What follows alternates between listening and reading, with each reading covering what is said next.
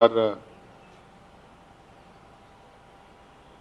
अनुसूचित जाति जनजाति पिछड़ों का जो आरक्षण है उस संदर्भ में भी इस ये में दस्तावेज में स्पष्ट नहीं है।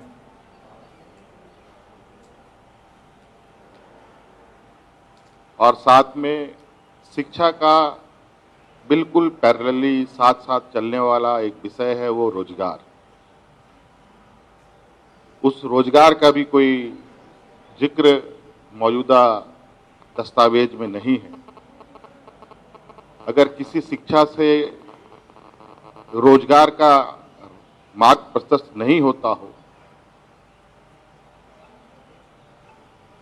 तो उस शिक्षण को कैसे ग्रहण करेंगे छात्र? इस राज्य में या देश में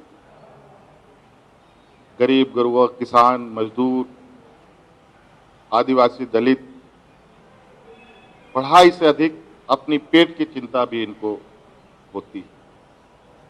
और आज के दिन में जिस तरीके से बहुत हिम्मत जुटा करके शिक्षा की क्षेत्र की सीढ़ियों पर चढ़ाई चढ़ रहे हैं, निजीकरण करने से उनकी इस हिम्मत या वो सीढ़ी छीनने के बराबर जाता होगा। इसलिए कुल मिलाकर के हमने अपनी आशंकाएं जता दी हैं और आगे सरकार के जो इम्प्लीमेंट करने की जो व्यवस्थाएं हैं उस पर हमारी नजर रहेगी।